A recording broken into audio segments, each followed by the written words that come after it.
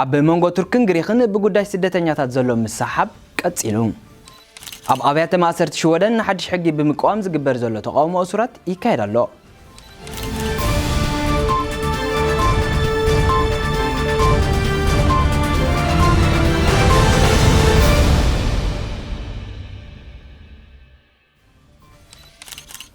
ሰላም ናዓኹም ይኹም ክቡራት ተኸታተልቲ መደባል ኮምፒስ ትግርኛ ከመይ ቀኒኹም ኣርስታቱ ክሰምዑ ጸኒሕኩም ንሎሚ ሰኒ ዕለት 9 መጋቢት 2020 ዘዳለና ዜና ናብኹም ቆብለ ምሳኹም ዘለኹ ንያት ሚካኤል ናብ ዝርዝራቱ ኣብ መንጎ ቱርክን ግሪክን ብሰንኪ ስደተኛታት ተላዒሉ ዘሎ ምሳሓብ ኣብ ዝቕጽለሉ ዘሎ እዋን መራሒ መንግስቲ ቱርኪ ግሪክ ዶባታ ክትከፍቱ ኣለዋ ክብል ጸውዒት ኣቕሪቡ ይኹን እምበር ሃገረ ግሪክ ዶባታ ንሓደ ወርሒ ብምዕጻው ንዝኾነ ሕቶ ዕቕባ ኣብታ ሃገር ንግዚኡ ዶ ኣቢላቶ ከም ዘላ ይንገር ኩለን ኣባላት ሃገራት ሕብረት ኤውሮጳ ግሪክ ነብሳ ናይ ምክልኻል መሰል ከም ዘለዋ ደገፈን ብምሃብ ይኹን እምበር ዓለም ለኻዊ ሕጊ ዝኾነ መሰል ምሕታት ዕቕባ ግሪክ ከተኽብሮ ከም ዘለዋ ምሕጽንታ ኣቕሪበን ጸብጻባት ከም ዘረጋግጽዎ ኣብ ቱርክ ዘሎ ምዕልቕላቕ ስደተኛታት ሃገራት ኤውሮጳ ምስቲ ሃገር ብምትሕብባር ሓደ ውዕልን መንገድን እንተዘይተገይርዎ ንመላእ ኤውሮጳ ዘጸግም ቅልውላው ስደተኛታት ከኽስት ከም ዝኽእል ስጋኣት ከም ዘሎ ይንገር ኣብ ብርክት ዝበለ ኣብያተ ማሕፉሽ ወደን ኣሸባሮ ከም ተላዕለ ተገሊጹ እዞም ኣብያተ ማእሰርቲ ሓድሽ ሕጊ ብምጽራርዮም ነዚ ሸብሮ ዘካይድዎ ዘለዉ ተባሂሉሎ ብመሰረት እዚ ሕጊ ኣብ ኣብያተ ማሕፉስ ንዘለዉ ሰባት ገንዘብ ምሕዋል ክኽልከል እዩ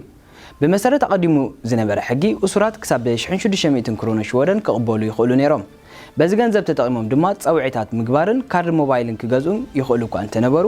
ሕጂ ግና ትርር ዝበለ ሕግታት ከተኣታተው ምጅማሩን ይግለጽ ኣሎ